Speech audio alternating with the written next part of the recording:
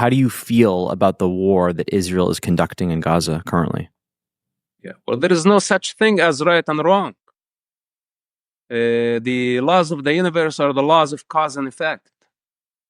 And Hamas, for 36 years, they built momentum with the intention to annihilate the state of Israel.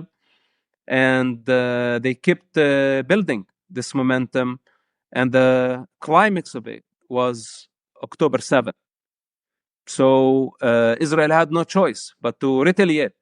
And Israel has no choice but to remove Hamas from power. So what's happening in Gaza is justice. And the people of Gaza who voted for Hamas, who still hide hostages in their houses, who still who don't provide Israel with the location of the hostages, are complicit in this crime. The people of Gaza, the vast majority of Palestinians agreed on evil. They still agree on evil by the name of resistance and fighting the occupation. It's a false claim. It's an unjust or unjust cause. It's a lie that keeps the victim in the cycle of victimhood. And they like it because it pays. And what I say in this situation, that Israel had no choice but to manage a very dirty war where terrorists hijacked their own children and used them as human shields, sacrificed them on a purpose for political and financial gain, sacrificed many civilians to delegitimize Israel. They are using civilians, if there is such thing, as a weapon, because in Gaza you don't know actually who is the civilian and who's not. So for Israel, was it Israel required to actually suffer October 7 genocide, then send foot soldiers in the thousands into a Hamas trap so they can kill tens of thousands of Israeli soldiers in their sophisticated death trap beneath the Gaza city and all over the Gaza Strip? I don't think this would be fair to ask any democracy in the face of a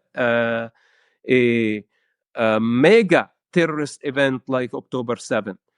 Any other country, and that includes the United States, would have wiped out Gaza Strip off the map just hours after such an attack.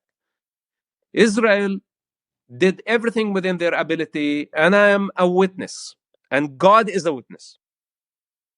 And all those with intelligence are witnessing that Israel did everything within their ability to minimize the civilian casualties, while Hamas did everything within ability to maximize the civilian casualty for political gain, to delegitimize Israel. And they succeeded to a certain degree. So now you ask me if it's right or wrong. It depends.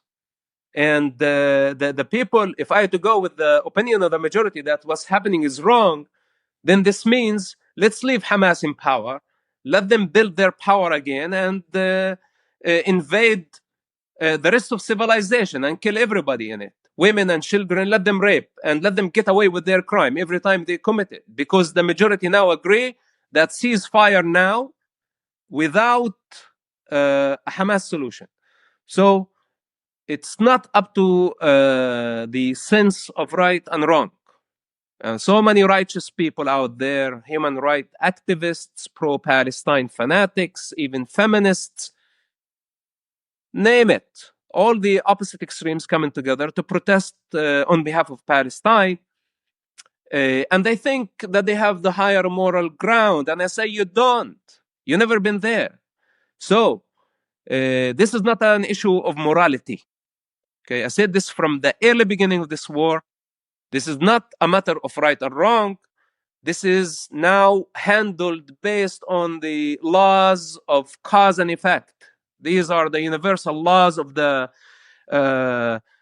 universe. Nobody is above this. The human laws and what's so-called international law is non-existential. It's created by the superpowers to the inferior, and the inferior must obey. You can call them more the rules of the game, not international law. This international law is not a Bible. It's so all those who want to hide behind international law and tell Israel what's supposed to do, what's supposed not to do, sitting on the sidewalk while Israel in the swamp, they don't have the right, and they don't have the higher moral ground. They don't. So this is handled according the laws of the desert. Whether you want to accept it or not, or your audience want to accept it or not, and I said this from the beginning. What Hamas committed is a capital crime. They cannot get away with it. It requires a capital punishment. Not according to international law, not according to American law, not according even the Israeli law. They started a situation that we don't know how it's going to end.